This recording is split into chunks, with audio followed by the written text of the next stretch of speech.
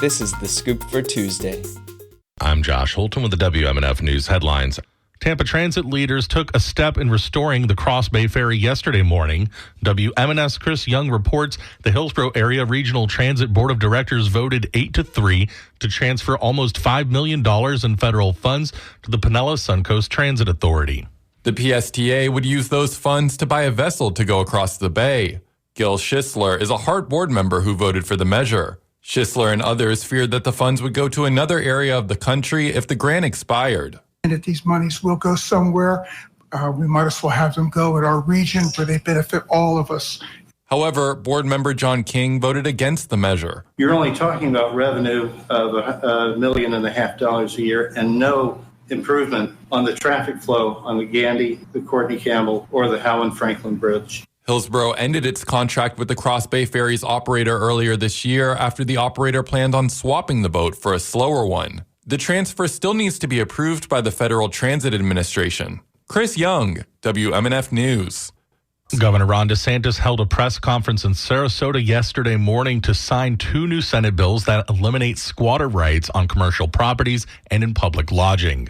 WMNF's Zoe Sachs reports on Bills 322 and 606 and what they mean for property owners in Florida. Senate Bill 322 will protect the rights of commercial property owners and expedite the process of evicting squatters. Bill 606 will strengthen the rights of hotel and motel owners when dealing with squatters or guests who refuse to pay or leave. Governor Ron DeSantis speaks on the impact of these issues that he hopes to resolve.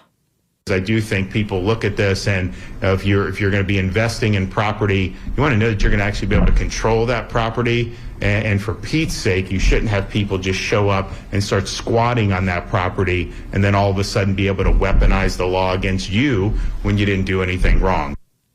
DeSantis criticizes states like California and New York for giving rights to squatters and making the process of removing them, quote, a huge deal. He hopes to make the process in Florida much quicker. For WMNF News, I'm Zoe Sachs.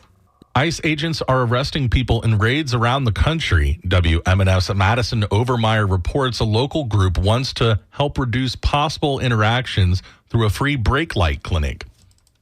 Love Has No Borders, a radical immigrant and refugee solidarity group, is hosting an event this Friday to help locals receive assistance to keep them safe from interactions with police and ICE. They will provide free brake light installations to help prevent police stops that can escalate into possible deportation. Desiree Lynn, a co-founder of Love Has No Borders, says this event is important, especially in Florida, because of 287G agreements, which deputizes state police and local law enforcement to perform ICE interrogations based on probable cause offenses. We're trying to lower the risk of communities by having an essential fix of a brake light not causing family separation or deportation or even immigration detention. It's not only unsafe in foreign countries, it's also unsafe here in the U.S. The brake light installation is this Friday from 6 to 10 in the evening at Deviant Libation, 3800 North Nebraska Avenue in Tampa. The event will also include Know Your Rights info, hygiene items, English and Spanish language disaster preparedness kits, and harm reduction items. Madison Overmeyer, WMNF News.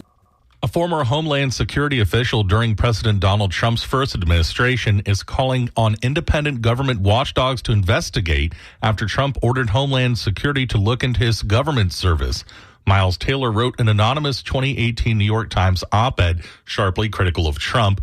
In an April 9th memorandum, the Republican president accused Taylor of making up stories to sell his book and directed government agencies to investigate Taylor and strip him of any security clearances.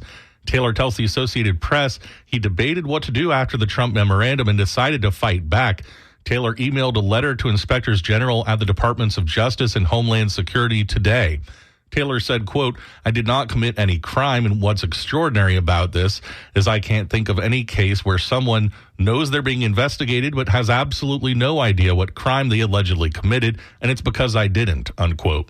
He called the investigation, quote, really scary precedent to have set is that the president of the United States can now sign an order investigating any private citizen he wants, any critic, any foe, anyone, unquote. Storms this afternoon and highs in the upper 80s. More storms tonight with overnight lows in the lower 70s and thunderstorms tomorrow with highs in the lower 80s. I'm Josh Holton with the WMNF News headlines.